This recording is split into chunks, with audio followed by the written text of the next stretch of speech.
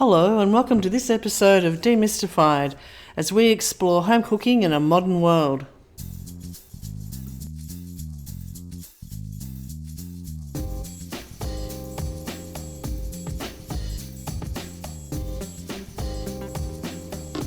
Hello, I'm Linda and I'm here with my friend Paul. Hi Paul. Hello Linda. How you going? Stop interrupting. Oh what? We have a guest. What? We have a guest. And yes, before anyone says anything, we're obeying social distancing.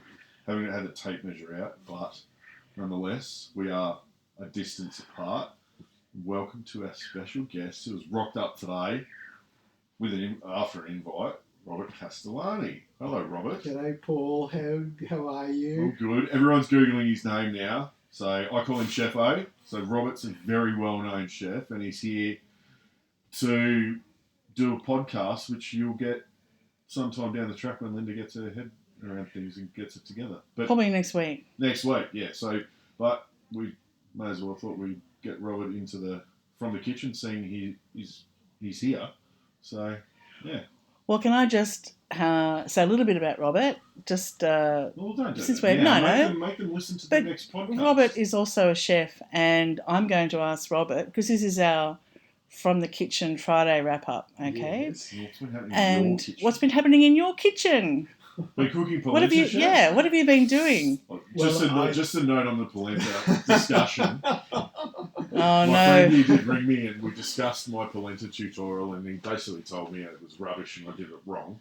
And it's very hard to argue with someone who comes from the region where polenta sort of originated, although Italians will say that everything was originated in Italy. Of course. Yes, but anyway, what's cooking, Chef O? Well, we're talking about polenta, but I'm actually from that particular area, which is really ground zero now for the COVID virus. But from the northern part of Italy, we're just outside of Milan. So my family are rice farmers, but I can remember as a kid. This is back in the Cretaceous times that we used to have polenta. We used to have polenta, but the trick it's all about tradition. Because Yeah. it's all about tradition. Because I don't claim to be Italian. no, you don't have to be. But they're in. That's Just say I'm talking about tradition. you did it wrong, Paul, No, and move on. traditionally you've done it a little bit differently. Yeah. But There's traditionally, no arguing the convenience of the way I did it, though. exactly. But traditionally, they would cook it in a copper pot. You would cook it. Doesn't work on induction. No. You cook it in a copper pot, and the idea is that the polenta it's got to stick. It's got to stick to the bottom of the copper pot. So it's a bit like the rice that you cook in your rice cooker. There's always something at the bottom. Those crunchy bits at the bottom. That's what you're looking for. When you're cooking polenta, it's got to stick to the bottom, but there's a smoky flavour, a smoky smell that comes through the polenta because it's almost burnt. And the idea is you're cooking it in a copper pot, so you're always turning it. You can actually buy a machine that fits into the copper pots these days, which just can turn. Just out of interest, is this how you used to do it at your restaurants? Yes, we used to do Rubbish. it. We did. I don't believe that for a second. And not only that, but after cooking the polenta, you would soak the pot so the dishwasher wouldn't crack it. Oh, okay. Well, yeah, we will. I was going to say crunchy bits on the bottom normally means an absolute shocker to clean. That's right. So you'd soak it and give it to the dishwasher. Soak it in water overnight sometimes. Yeah. Overnight. In a copper pot. Now that must, Now, in today's terms, whose version of polenta is more convenient? Let's be honest. Yours Oh. might, yeah, I know. a it's chef all off. about Oh, two people, two chefs in the Like, room. I mean, I'm looking for 5 minutes. I'm looking for, some specific uses out of a coffee steam oven. I'm not I now will go home tonight, Yes. and I haven't got the polenta stirring mixing machine, whatever the bloody hell that is, but I will give it a crack and Yeah, I remember. I'll learn from the master. Okay, Yoda.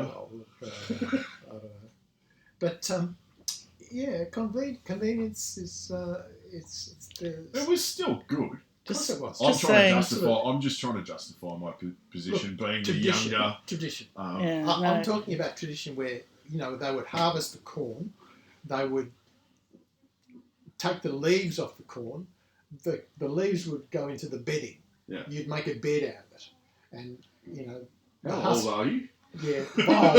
But this is tradition. Yeah. I'm all for tradition. You know that. Paul, let me tell you that I think you're more Chewbacca than Luke Skywalker. But anyway, But no, back to and what's cooking. That make you? But back to you, Robert. What have you been actually cooking in your kitchen this week for you and your family? Well, I'm the only cook at home. My wife doesn't cook.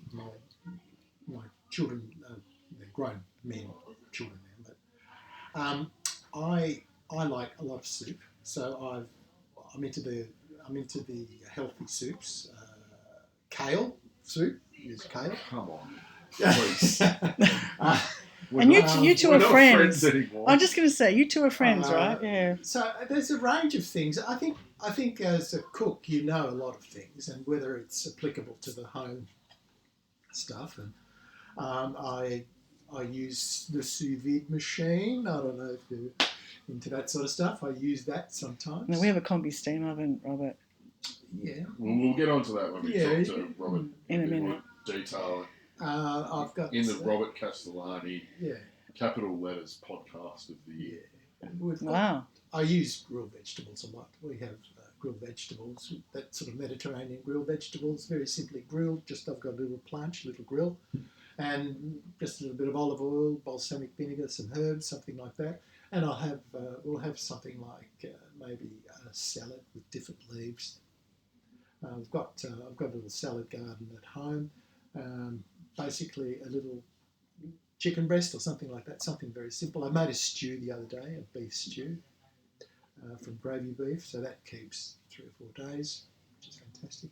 Chicken stock, make chicken stock, freeze it, put it into ice cubes into the freezer, so if you need something. So yeah, there's a bit of, I learned from the best. A bit of a head preparation. I've got time. So. And that's one of the good things we like about it at the moment. We've all got a bit more time. Yeah. And what about you, Mousy? What have you been doing in the kitchen this week?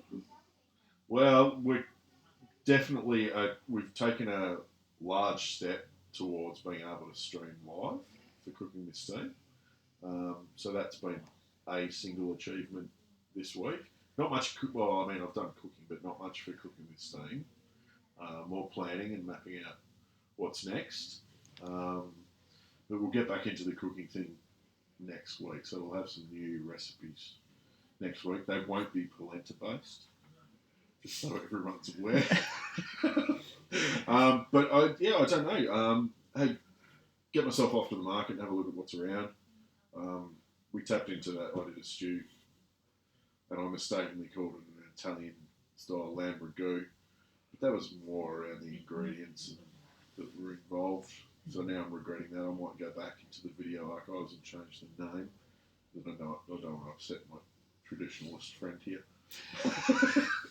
But yeah, a bit more planning and figuring out what to cook will happen when I get to the market. But yeah, that's about it this week from me. Yeah. Great. And for those of us who've been following our Little From the Kitchen wrap-ups, you'd know our technology problems are now solved.